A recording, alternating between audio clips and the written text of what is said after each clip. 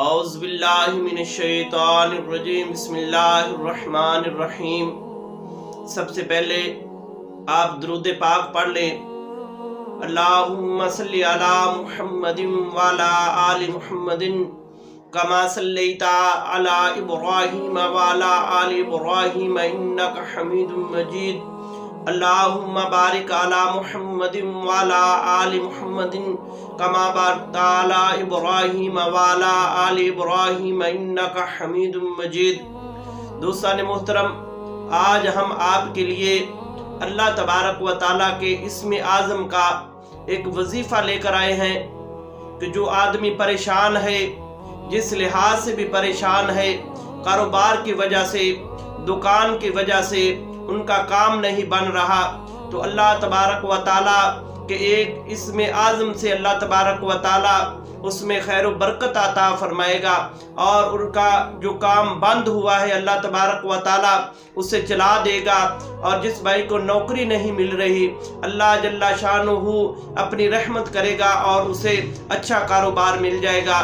حدیث پاک میں آتا ہے، حضرت انس رضی اللہ تعالیٰ عنہ حدیث پاک کے راویہ فرماتے ہیں کہ میں ایک دفعہ مسجد نبوی میں بیٹھا تھا تو ایک شخص آیا، آ کر اس نے نماز ادا کی۔ نماز ادا کرنے کے بعد پھر اس نے اسم اعظم کے ذریعے اللہ تبارک و تعالیٰ سے دعا کی، یا رحمان یا رحیم یا رحمان یا رحیم۔ اس طرح اسم اعظم کے ذریعے اس نے دعا کی تو آقا کریم صلی اللہ علیہ وآلہ وسلم نے ارشاد فرمایا کہ اللہ جل شانہ اس کی دعا کو ضرور قبول کرے گا، کیونکہ اس نے اسم اعظم کو پا لیا۔ جس نے اسم اعظم کو پا لیا اس انسان نے دنیا میں بھی کامیابی حاصل کر لی اور اس انسان نے آخرت میں بھی کامیابی حاصل کر لی۔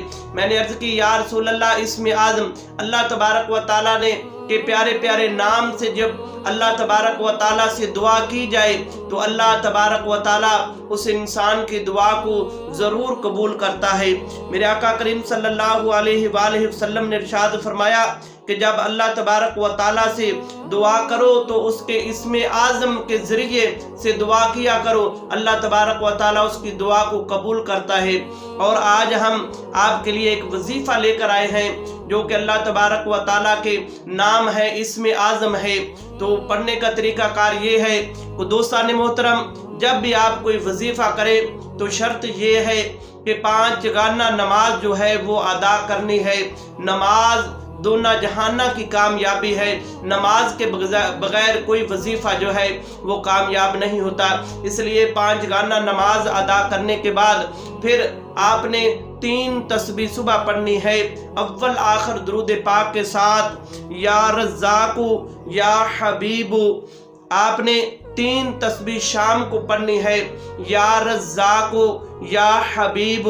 یہ 3 تسبیح صبح اور 3 تسبیح نماز عشاء ادا کرنے کے بعد آپ نے یہ پڑھنی ہے اول آخر درود شریف کے ساتھ۔ انشاءاللہ العزیز جو بھی آپ کا کام ہے اللہ تبارک و تعالیٰ اس میں خیر و برکت عطا فرمائے گا، اور اللہ تبارک و تعالیٰ کے فضل و کرم سے اللہ تبارک و تعالیٰ وسیع رزق عطا فرمائے گا۔ والسلام علیکم ورحمۃ اللہ وبرکاتہ۔